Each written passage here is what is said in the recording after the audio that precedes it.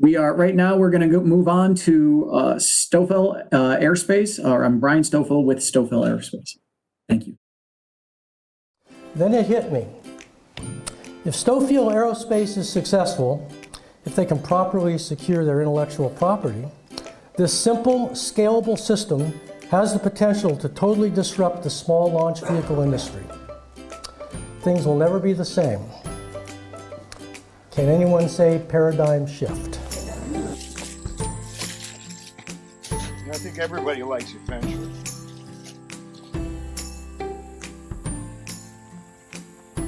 Hey, I'm Brian Stofiel of Stofiel Aerospace.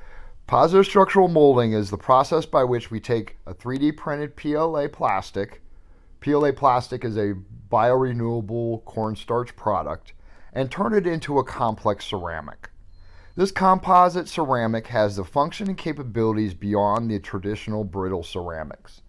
We add plasticity to the ceramic, giving a little bit of flexibility. This means you can take our ballistic plate and throw it across the room without breaking it.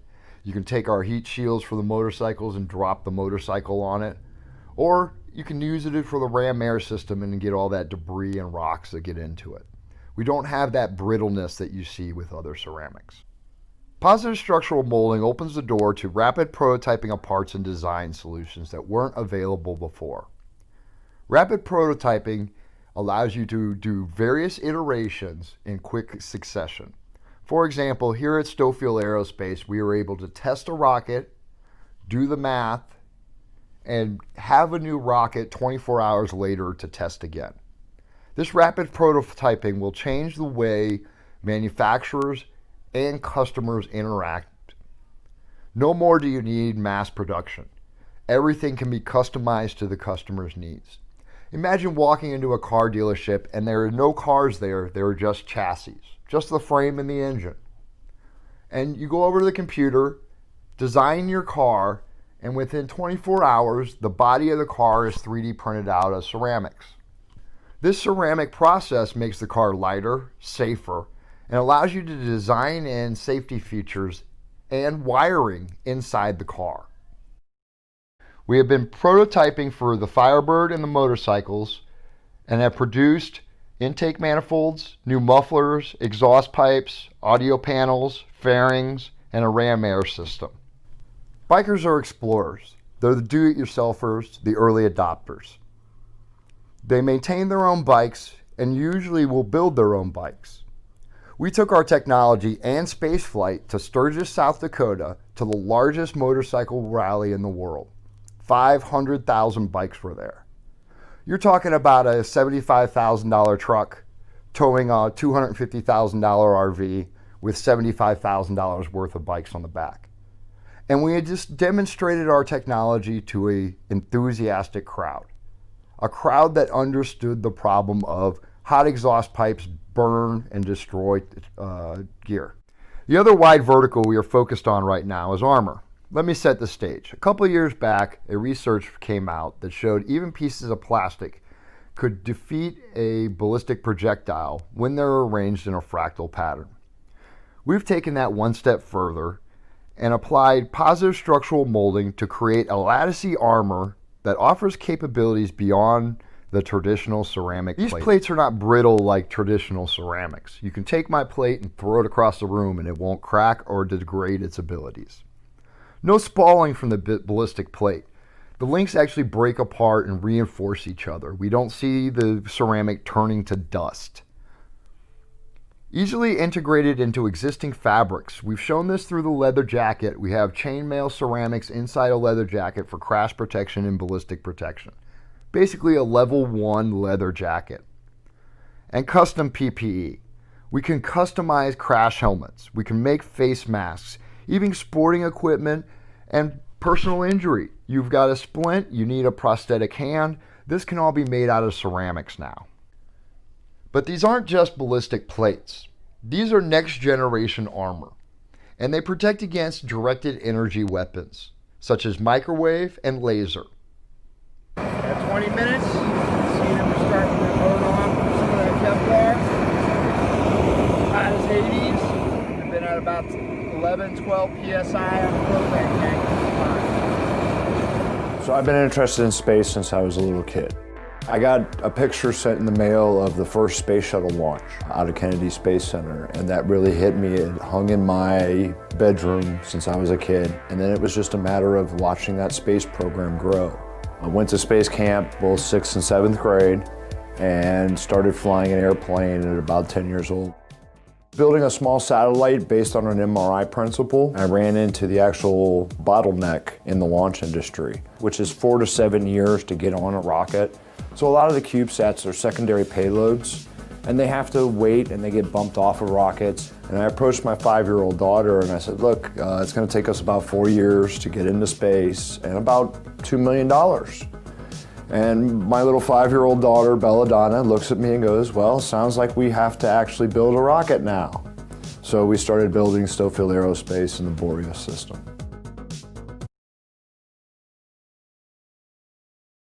We're going after those industries that did not enter in the 80s. The pharmaceuticals, the biomed, the materials development. These are customers whose R&D development is large, lightweight, cheap, and scalable to the payload. Everybody gets a dedicated launch system, the right payload, the right rocket, to the right orbit for the mission. Using our intellectual property ecosystem, we are able to design based upon customer needs. And that includes the rocket Boreas. Boreas has no infrastructure required for launch, can be launched by a 4-person team, is scalable to a single payload, and drops costs significantly. Boreas uses 3 parts to accomplish an efficient and inexpensive way to orbit. The first part, the balloon. Helium or hydrogen, we can carry the whole system up to 100,000 feet, where the atmospheric pressure is 1/10 of what it is on the ground. This allows us to use up to 70% less fuel than a ground-based rocket. The Hermes rocket is unique in many ways. Solid rocket only, we use no liquid propellants. Made of composite ceramics, there is no metal in the structure of our rocket. This means that the rocket is scalable to the payload and mission and can be stored up to 10 years in stable condition. This allows for on-demand launches, 2-year orbit with the right rocket. Or as we say, the right payload, the right rocket, the right orbit, the right mission.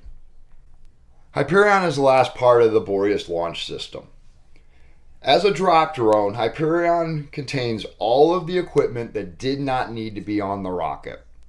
The non-GPS location system, the batteries for primary ignition. At 100,000 feet, Hyperion takes its location, develops a firing solution using the Zeus computer, and uploads that to Hermes. At primary ignition, Hyperion drops off and monitors command and control for the rocket, after which it returns home and can be reused.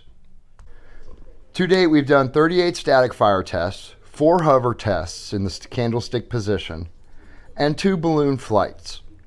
The 38 static fire tests were broken up into the Mark I, which just to prove we could use thermoplastics for testing, the Mark II, which explored the new novel fluid dynamics inside the rocket that allow us to thrust, throttle, and vector a solid rocket. And the Mark III was there to basically ferment and solidify my PhD as flow dynamics inside this rocket. The Mark IV tests are all about power and efficiency.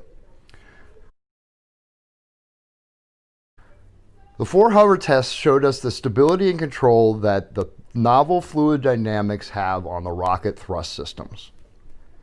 And the 2 balloon flights just showed us how to fly a balloon. And actually we've done 3. The 3rd one was an eclipse balloon during the last solar eclipse. He's doing something that has never been done before. And that is a common bond with us.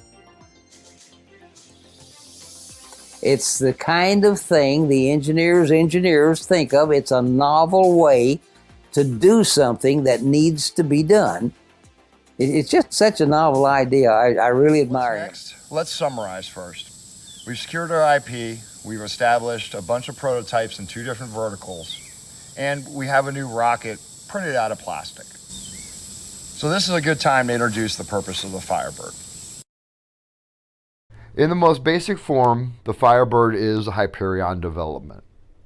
From a dropship below Boreas to a small satellite deployer, Hyperion grows up with the spaceflight program to become a crewed Earth planetary system vehicle that allows lock and load propulsion. Explorers built in situation all the time, and that's what we're going to need to do in space. There's already printers on the space station. People are already talking about 3D printing habitats on the moon. Positive structural molding and 3D printed ceramics gives you one more tool in that toolkit as an explorer. You needed a canoe, you built a canoe. That's what we're going to have to do in space. Immortality is out there. The first here, the first there. All you have to do is grab it. Everybody says that there's no exploration left in the world. Well, that's not true. There's a lot of exploration to be done. But it means fabricating. It doesn't mean what can you buy, it means what can you build. And there is a severe lack of that. We can build things. We know how to fabricate things. We're generalists. We can build a lot of different things. And that is where space flight needs to be, is we need to be building things now. There are great designs. You can spend a lot of money on a great design and never get a benefit out of it. Every time you build something, you learn something. Every time you build something, you try something, you stretch your limits. And that's where that explorer economy really comes from. We're going to commoditize the explorer economy in the long run. We're going to turn every trip between here and the moon, between here and Sirius, between here and Mars, we'll make X amount of money for that trip.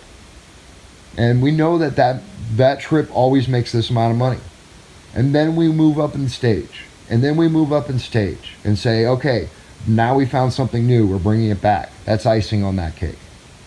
But every time we make an explorational trip out as human beings, we understand that we're going to make X amount of dollars in either resources, knowledge, or technology. And that is the way to grow a sustainable space flight. Involve the mass public, sell the mass public the most advanced technology that they can handle, and then commoditize the explorer economy, commoditize going out there and picking things up. Don't just bring back moon rocks, we're going to be bringing back helium-3. Don't just bring back dust and regolith, we're going to bring back neodymium and rare earth elements.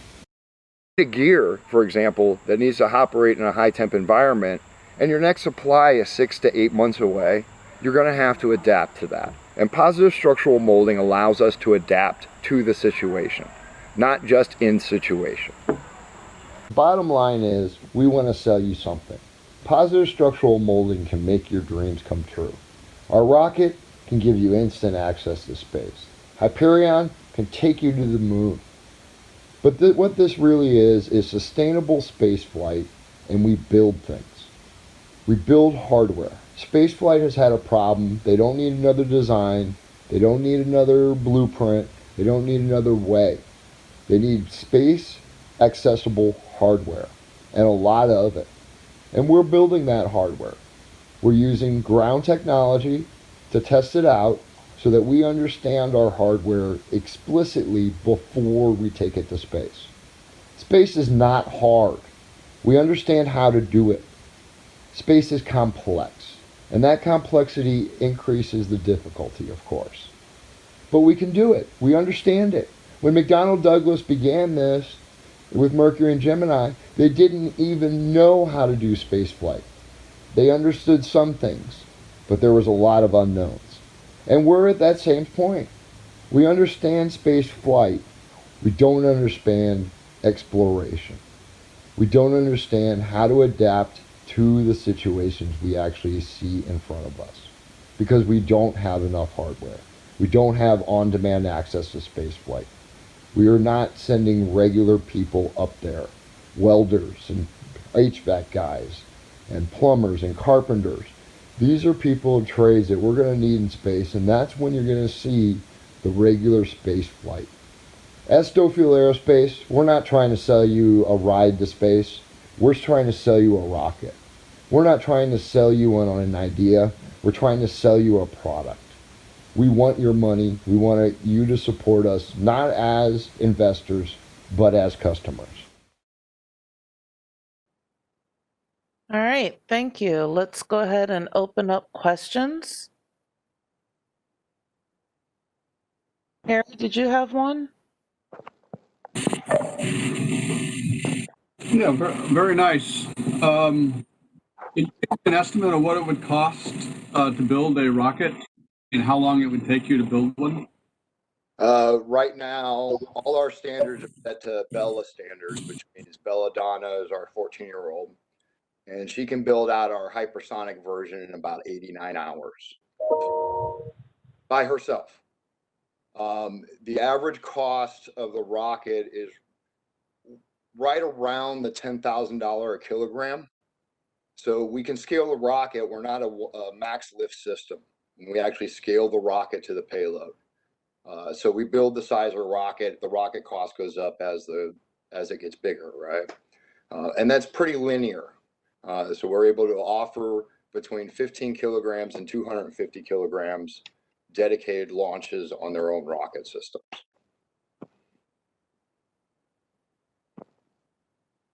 Can you talk a bit about your control system and what you're doing for like flight termination in case needed abort or other things like this, please?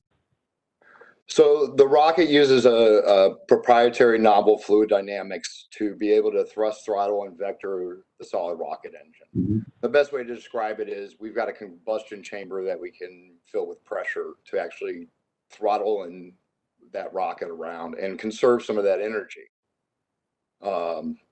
So there is a ability to do certain things that other rockets can't do. If I need to destroy my rocket, I just tell the computer to set the internal controls in that combustion chamber to overload, in a sense.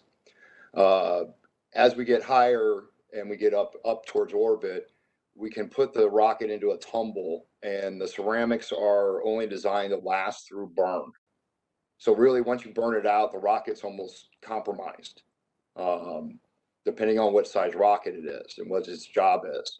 So if you're going to LEO, as soon as you burn out, almost 30% of your the mass of the rocket is almost turned into gases in the combustion chamber. So the rocket gets lighter as we burn, right? And not just from the propellant, the structure of the rocket does too. And that allows us to tumble it into the atmosphere if need be. All right, thank you. Ramona?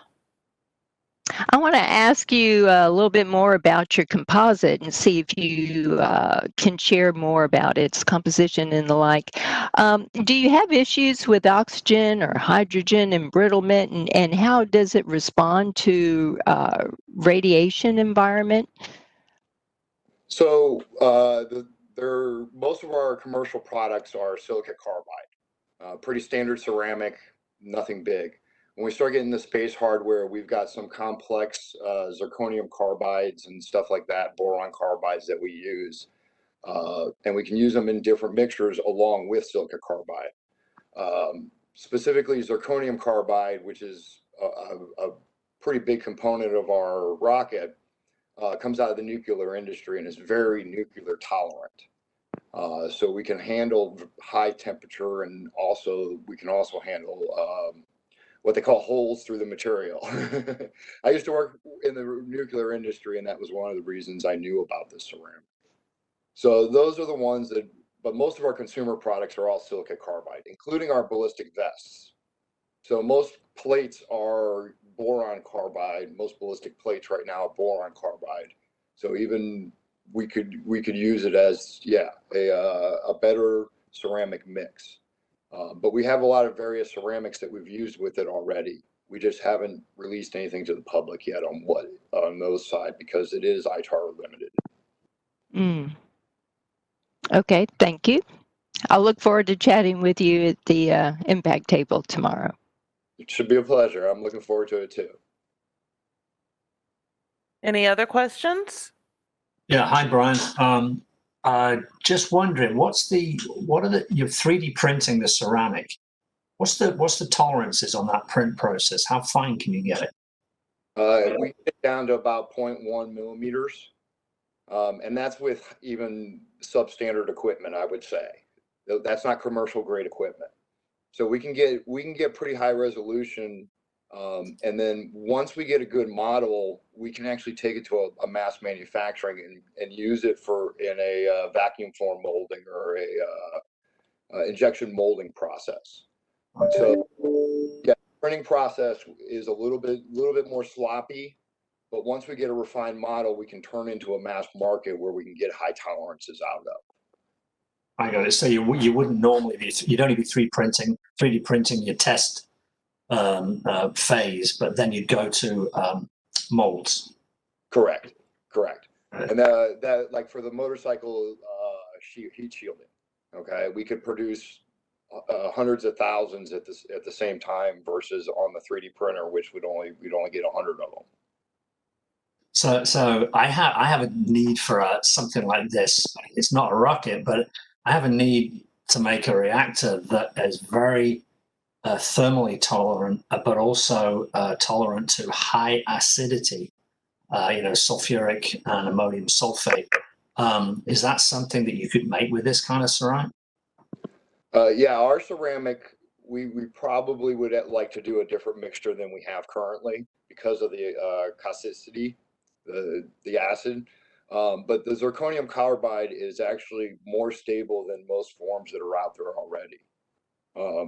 Mainly because of the fact that we've got our process to make it. So the stability of ceramics, adding this plasticity to it, really does give us a wide range, and we are thermally isolation. So we saw that video plate of the burning fire, right? Well, that's about 2,000 degrees Celsius. The backside of the plate is still about 50 degrees Celsius, and we can build in cooling routes through that plate. Got it. Cool.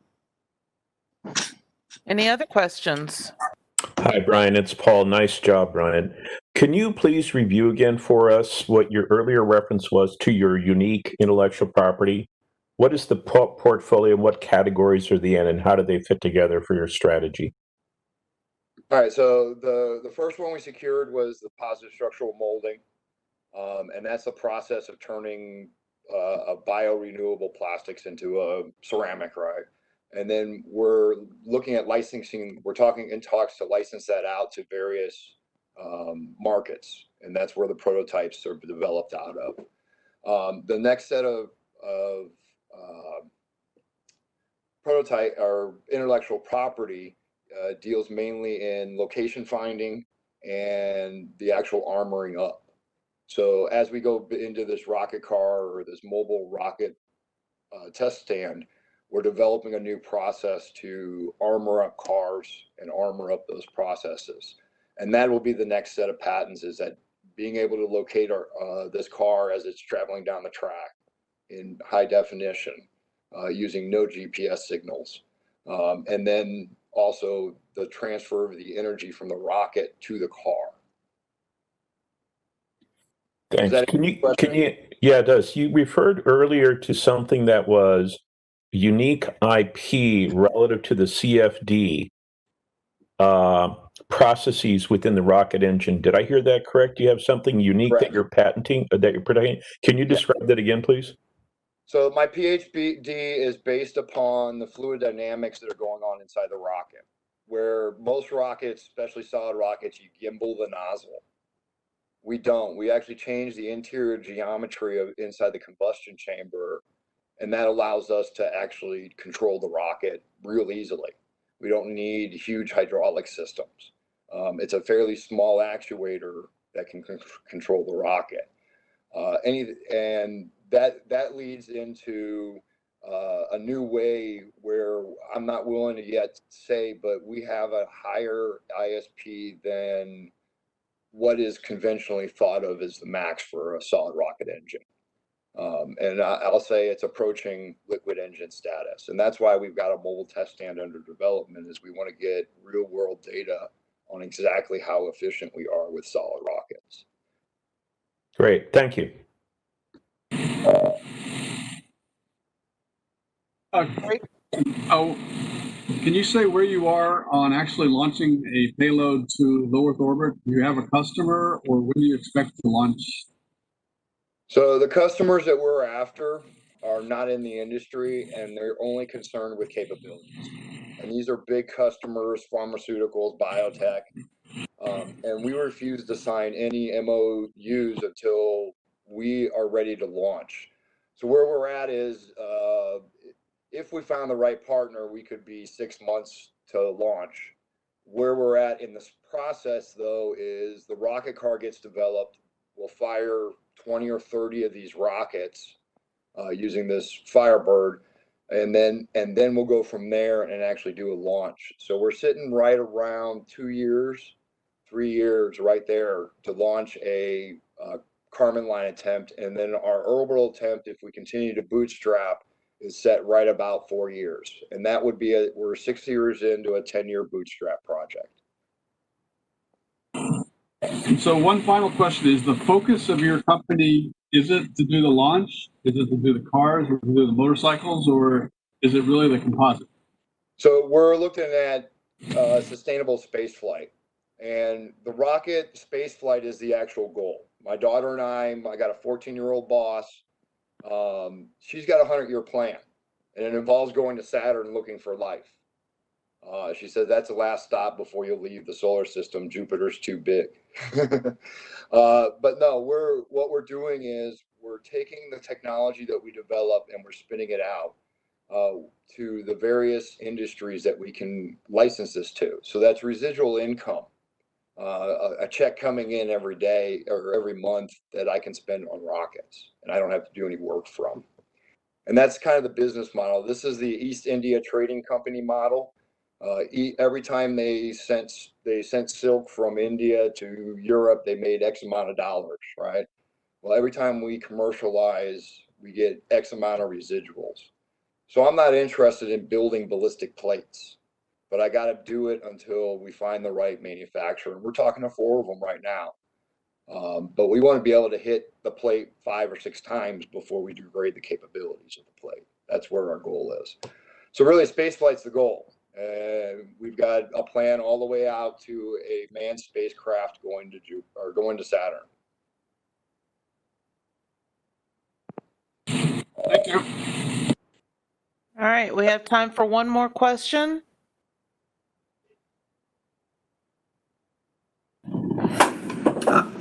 I have a question. You mentioned being able to reduce the brittleness of the ceramics. Do you have strength or durability trade-offs when you do that? Sometimes. So under the high heat conditions, depending on the structure of the underlying substrate, we do have some compromises there. Obviously, silica carbide is rated to about 1700 degrees, and that propane's at 2000. So most of where we see is actually advantages, unless we mess it up. When I mess up making the plastic to ceramic, we do see some degradation. But no, we don't usually see any degradation in that. Plus, we apply it in a certain process, and that's part of our patent, is how do we apply the ceramic to the plastic. All right, well, thank you very much. Max, back to you. Yeah, thank you, Brian. I'm sure you will have some exciting conversations in the impact tables tomorrow. Thanks for presenting.